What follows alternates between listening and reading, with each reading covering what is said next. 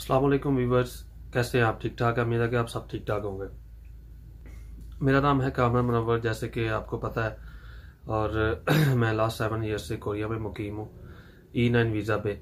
तो मैं आपके लिए नया वीलॉग लेके आया हूँ, क्योंकि जैसे कि मैंने लास्ट वीलॉग में बोला था कि जो भी दोस्त है वो कमेंट करेंगे, और जिसके ज़्यादा कमेंट होंगे जिस चीज़ के बारे में, उसकी हम इंफॉर्मेशन आपको देंगे। और आज का वीलॉग जो है वो है E9 वीज़ा जो है उसका कंप्लीट प्रोसेस क्या है और उसको कैसे गेट करते हैं वीज़ा को। ठीक है, तो इसकी मैं आपको कंप्लीट इन्फॉर्मेशन इस व्लॉग में ज़रूर दूंगा। इसको एंड तक देखिएगा। और ये एक रिक्वेस्ट है कि इसको शेयर भी किया करें, ताकि जो इन्फॉर्मेशन मैं आपको देता हूँ वो आपके दोस्तों, दूसरे दोस्तों के साथ भी जो है वो शेयर हो जाए। तो मेरा चैनल जो है वो कामशा कोरियन कोरियन वीलॉग्स है। इसको आप नए आने वाले दोस्त जो है इसको सब्सक्राइब कर लें और इसको शेयर भी किया करें, इस पर कमेंट भी किया करें जो भी इंफॉर्मेशन आपको चाहिए हो। और घंटी का जो बटन है उसको भी प्रेस कर ले, ताकि नई आने वाली जो वीडियो है उसमें जो इन्फॉर्मेशन है वो आप तक बर वक्त पहुंच सके। अच्छा जी, बगैर तखीर के वीलॉग का आगाज़ करते हैं। वीलॉग है स्पेशली E9 वीज़ा जो है उसका कंप्लीट प्रोसेस क्या है और इसका वीज़ा कैसे गेट करते हैं। तो सबसे पहले मैं एक दो चीज़ें मेंशन करना चाहूँगा, ताकि आपको स्टार्ट से ही पता चल जाए कि वीज़ा में जो इम्पोर्टेंट जो सबसे चीज़ है वो क्या है। ये ना होगा पहले मेहनत करते रहे, प्रोसेस से गुजर जाए, बाद में आपको जो है वो एंड पे आके वो इससे निकाल दे। तो बेहतर है मैं वो चीज़ें पहले ही मेंशन कर देता हूँ। सबसे पहली जो इम्पोर्टेंट चीज़ है इसमें वो ये है कि आप कंप्लीट मेडिकली फिट होने चाहिए। ठीक है, आपके ब्लड में कोई किसी किस्म का मसला नहीं हो, जैसे हेपेटाइटिस जो मेन चीज़ें होती है, क्योंकि हर मुल्क की रिक्वायरमेंट जो है वो अलग होती है मेडिकल की। ठीक है, तो कोरिया की जो रिक्वायरमेंट है वो भी डिफरेंट है दूसरे कंट्री से, जैसे सऊदी दुबई वगैरह की होती है। वीज़ा प्रोसेस होने के बाद जो मेडिकल का उनका प्रोसेस होता है, तो कोरिया का भी थोड़ा डिफरेंट है। अच्छा जी, इसमें यह है कि आप बिल्कुल फिट होने चाहिए। ठीक है, कोई 2 नंबर रिपोर्ट यहाँ पे नहीं बनती है। ठीक है, आप पाकिस्तान से बनवा के भी आ जाएं तो यहाँ पे आके सबसे पहले आपका एयरपोर्ट पे जब आप उतरते हैं, आपको रिसीव किया था, सबसे पहले आपका मेडिकल होता है। और आप मेडिकल वहाँ से आपने किसी तरह क्लियर करवा भी लिया, तो यहाँ पे जब आप आएंगे तो वो आपको पहले सबसे मेडिकल ही होगा और आपको यहाँ से वो डिपोर्ट कर देंगे। ठीक है, तो मेरे भाई सबसे पहला जो इम्पोर्टेंट काम हुआ है कि आप मेडिकल फिट होने चाहिए, कोई मेजर फ्रैक्चर नहीं होना चाहिए आपको। ठीक है, दूसरा आपकी नज़र बिल्कुल फिट होनी चाहिए। और नज़र में जो इम्पोर्टेंट चीज़ है, कलर ब्लाइंड, कलर ब्लाइंड जो है वो भी आपकी बिल्कुल फिट होनी चाहिए। हमारे कितने दोस्त हैं जो कलर ब्लाइंड से उन्होंने आउट किए थे। ठीक है, सारा प्रोसेस उनका हो गया, उसके बाद उन्होंने कलर ब्लाइंड में उनको जो है वो आउट कर दिया। तो ये चीज़ अपने जहन में रखें कि कलर ब्लाइंड भी नहीं होना चाहिए। ठीक है, दूसरी है कोई मेजर ब्लड में कोई मेजर चीज़ नहीं होनी चाहिए, हेपेटाइटिस वगैरह। ठीक है, कोई सांस का जो मसला होता है जिसको दमा वगैरह कहते हैं, इस तरह की कोई चीज़ नहीं होनी चाहिए, क्योंकि वो छाती पे इफेक्ट करता है। छाती में अगर कोई चीज़ निकल आती है तो फिर आप मेडिकली अनफिट हो जाते हैं।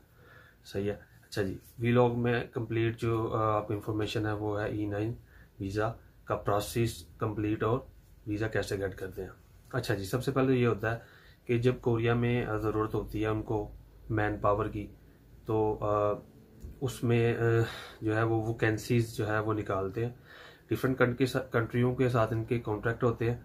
पाकिस्तान के साथ की भी इनका जो है वो लेबर का कॉन्ट्रैक्ट है। तो ये पाकिस्तान जब उनको ज़रूरत होती है तो ये अपना जो है वो ऐड देते हैं अखबार में। सबसे पहले ऐड आती है अखबार में, और इनकी वेबसाइट पे भी आती है। वो भी मैं आगे जाके आपको मेंशन कर दूंगा कि इनकी वेबसाइट कौन सी है। ठीक है, और रीजन वाइज पाकिस्तान में दफ्तर बने हुए हैं। इनका जो मेन हेड ऑफिस होता है वो इस्लामाबाद है। ठीक है, ओवरसीज एम्प्लॉयमेंट के नाम से, और जो है हेड ऑफिस भी वही है इस्लामाबाद में। बाकी जो प्रोविंस है उसके हिसाब से उन्होंने रीजन वाइज ऑफिस बनाए हुए हैं, जैसे लाहौर में है, पेशावर में है, कराची में है। इस तरह डिफरेंट जो है वो रीजन के हिसाब से उन्होंने बनाए हुए हैं। अच्छा जी, सबसे पहले यह है कि वो ऐड आती है अखबार में, इनकी वेबसाइट पे भी ऐड आती है। ठीक है, उसमें होता है कि आप अप्लाई करें। इसकी एज लिमिट होती है 18 से 39 साल। ठीक है, आप अप्लाई करेंगे। अप्लाई करने के बाद जो है वो अपना जो बायोडाटा है वो दे के, जिस तरह भी उन्होंने जो रिक्वायरमेंट होगी उस पर आप अप्लाई करेंगे। अप्लाई करने के बाद वो 500 या 1000 का चलान होता है, वो बैंक में जमा करवाना, उसकी सिर्फ साल लगाते हैं। ठीक है, और अप्लाई हो जाता है। ठीक है, और अप्लाई करने के बाद वो डेट देते हैं जी आपकी कुरानंदाजी होगी। ठीक है, और ये बिल्कुल फेयर सिस्टम है, बिल्कुल ही फेयर सिस्टम है। मतलब मैं ये कह सकता हूँ कि 100% अगर मैं बोलूँ कि ये फेयर सिस्टम है तो मतलब इसमें कोई दो राय नहीं है। ठीक है, अगर फेयर सिस्टम ना होता तो मैं कहता मैं कोरिया बिल्कुल नहीं आता, मैं नहीं आता कोरिया। ठीक है, तो ये बिल्कुल से कोरियन के अंडर होता है, कंप्यूटराइज होती है चीज़ें। ठीक है, कोई इसमें दूसरा नहीं होता, दूसरे वाला सिस्टम नहीं है। सही है। अच्छा जी, तो कुरानदाजी में जब आप अप्लाई कर लेते हैं तो कुरानदाजी होती है, इसकी डेट मेंशन कर देते हैं, ऐड के ऊपर ही मेंशन होती है, वो आपको अप्लाई कर लेते हैं। अप्लाई करने के बाद कुरानदाजी होती है कंप्यूटराइज। जिन लड़कों के नाम कुरानदाजी में निकल आते हैं उनकी वो लिस्ट जो है वो अपलोड कर देते हैं वेबसाइट पे। वेबसाइट है इनकी www.gov. सॉरी, वेबसाइट है इनकी www.oec.gov.pk। ठीक है, इस वेबसाइट पे वो अपलोड कर देते हैं। जिन लड़कों के नाम आ जाते हैं, ठीक है, उन्होंने जाके, ठीक है, ऑफिस में जो डॉक्यूमेंटेशन होती है वो करनी होती है, जो पासपोर्ट की कापी रिक्वायरमेंट होती है वो आपने जमा करवानी है। ठीक है, जब आप जमा करवाएंगे वो आपको एक स्लिप दे देंगे। ठीक है, स्लिप जो है वो जिस तरह रोल नंबर स्लिप होती है उस तरह की वो स्लिप होती है, वो आपको स्लिप दे देंगे। उस स्लिप पे आपका जो है वो एक नंबर भी मेंशन होगा, पिक्चर भी मेंशन होगी, और वो बताया जाएगा कि आपने पेपर आपका किस डेट को होगा। ठीक है, तो वो जो पेपर वो जो स्लिप होती है उसमें आप वो अपलोड कर देते हैं बाद में कि आपका पेपर किस डेट में होगा। ठीक है, वो आप चेक कर सकते हैं उसमें, वो इजी होता है, उसका कोई इश्यू नहीं होता। ठीक है, उस पर यह है कि आपने फिर कोरियन लैंग्वेज की तैयारी करनी है।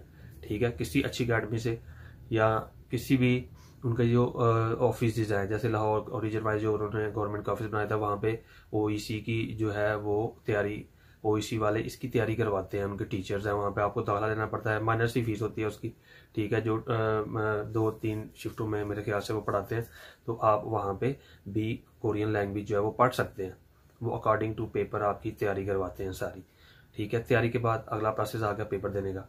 ठीक है, तो आप जो है पेपर जिस टाइम में आपका होगा, फर्स्ट टाइम सेकंड टाइम, ठीक है, तो उस टाइम में आप जाके इस्लामाबाद में पेपर दे के आएंगे। ठीक है, जब आपका पेपर हो जाएगा तो पेपर देने के एटलीस्ट 10 मिनट बाद आपकी लिस्ट लग जाती है कि आप पास हो गए या फेल हो गए। ठीक है, अगर आप पास हो जाते हैं, ठीक है, तो आपका एक छोटा सा और टेस्ट होता है जिसे हम बोलते हैं स्किल टेस्ट।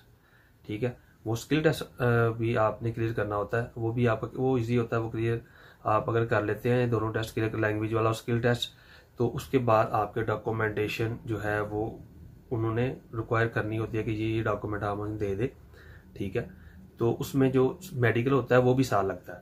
ठीक है, आपने मेडिकल करवाना है, आपने डॉक्यूमेंटेशन देनी है, और ऑफिस वाले आपको बता देंगे कौन कौन सी चीज़ है, और साथ इसकी जो है वो फी जो है माइनर सी जो भी होती है आपने जमा करवानी है बैंक में, और आप जो है वो डॉक्यूमेंटेशन उनको देंगे करके, वो आपकी फ़ाइल तैयार करेंगे। फाइल तैयार करने के बाद आप जो है वो सबमिट कर देंगे आपकी, और आपका जो बायोडाटा है वो कोरिया में आ जाएगा। ठीक है, उसके बाद आपने वेट करना होता है। ठीक है, समटाइम 6 महीने बाद, 3 महीने बाद, 2 महीने बाद, 1 साल बाद, अगर 1.5 साल बाद, 2 साल का टाइम होता है, 2 साल के अंदर आपका वीज़ा आ जाता है। 1 साल में आ जाता है, 6 महीने में जाता है। इस टाइम जो लड़के पास हुए हैं उनका वीज़ा बहुत जल्दी आ रहा है। ठीक है, और मैंने एक वो जो ग्रुप है वो कोरियन KLT वाला, उस पर मैंने एक जो लड़की है वो बोल रही थी कि हमारे लिए जाके भाई जो जाते हैं वो कुछ नहीं करते हैं, हम अपने मालिक से बात करें। देखिए भाई, सिंपल सी बात है, अगर आपका दाना पानी आपने मेहनत कर ली है, टेस्ट पास कर लिया है, सारा कुछ कर लिया आपने, ठीक है, अपनी तरफ से आपने 100% दे दिया है, जमा हो गया, अल्लाह पे तवक्कल रखिए। अगर आपका कोरिया आना, आपने कोरिया, अल्लाह ने चाहा तो आपने कोरिया अगर आना है तो दुनिया की कोई ताकत आपको रोक नहीं सकती। ठीक है, और अगर आपने नहीं आना तो सारे पाकिस्तानी भी एक तरफ हो गए कुछ भी कर लें, या पूरा कोरिया भी एक तरफ हो गए, पूरा मुल्क भी एक तरफ हो गए कुछ भी कर ले, तो आपने नहीं आना। ठीक है, तो अल्लाह पे तवक्कल रखा करें। ठीक है, कोई इसमें कोई दो राय नहीं है, बिल्कुल सिंपल सा तरीका है जो मैंने आपको कंप्लीट इन्फॉर्मेशन दी है। इसके बारे में अगर कुछ भी चीज़ आपको समझ नहीं आई है तो आप कमेंट करके मुझसे दोबारा पूछ सकते हैं। ठीक है, तो अपना बहुत सा ख्याल रखें। ठीक है, नेक्स्ट हम नई व्लॉग के साथ हाजिर होंगे, तब तक के लिए इजाज़त दीजिए। अल्लाह निगहबान।